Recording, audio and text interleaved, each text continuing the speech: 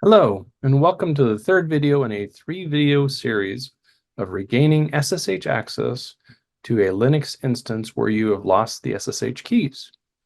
For this video, we will focus on the lost instance, stopping the instance, detaching the boot volume, attaching it to another helper instance, and with that helper instance, copying the SSH keys into the necessary area on the lost instance boot volume, then detaching the boot volume once again, reattaching it to the original instance, and allowing ourselves access into the instance.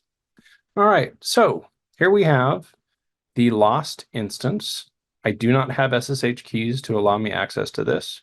What we're going to do now is create a helper instance. Let's call it helper. And sure, we'll take a Oracle Linux 8 instance. And let's copy our SSH keys, our pub key into here, and that will do it. All right, while we're waiting for this provision, we're going to go back to the lost instance. We're going to stop it. For this demo, I'm going to force stop it, but you may wish to stop it without force stopping it. All right. Once that's finished stopping, okay, it's stopped. We're going to go to the boot volume. We're going to detach the boot volume. All right. Once this is done detaching, we will go back to the hopefully now provisioned helper instance and attach it to that helper instance as a data volume. It takes about 20 to 30 seconds. Okay, it's detached. So let's go to helper. And now for helper, it's running and provisioned.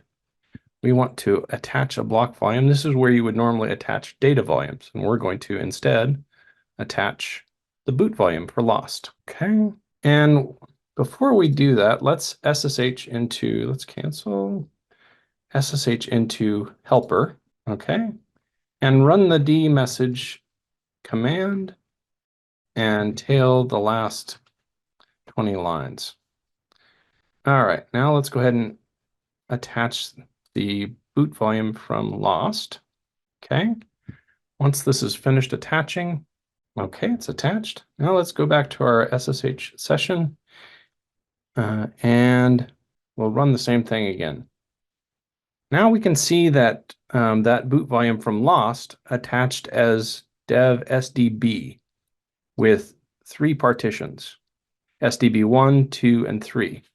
Now if we do a df, we can see that helper has SDA. That's the device. So what we're going to do is create a mount point. We'll want to be root for that. And they are traditionally put under /mnt, so we'll call this lost root. And traditionally, SDB3 is the root partition. Let's do a lsblk, and we can see that SDB has 3 partitions. The third one, SDB3, is almost 40 gig in size. So that's certainly the slash partition. So let's go ahead and mount that on our lost root. Okay, now we have that mounted. So what we're going to do is cd into that partition. And you'll notice this looks just like a regular slash partition now, which is what it is for the lost. So we're going to cd into home, OPC, which is the default home directory, and cd into .ssh. And we'll notice that there's an authorized keys file, which is only 1 byte in size because there's no authorized keys. That's where we're going to put this SSH pub key. So let's edit authorized keys and paste that in there. Now we should be all set. Let's type sync and let's umount what we mounted. And then we should be done with the interactive part in the shell. Let's detach this. All right. Now we're going to go to lost And we're going to go down to the boot volume section, and you'll see it's still detached. We're going to reattach it or attach boot volume. Okay, and then we're going to start it up. All right, it says it's running. If you have your doubts, the good place to check is console history.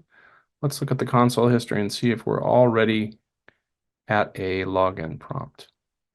All right, we're at a login prompt. So at this point, we should be able to copy the IP address and SSH using our SSH key to lost's IP address. And look at that, we're in.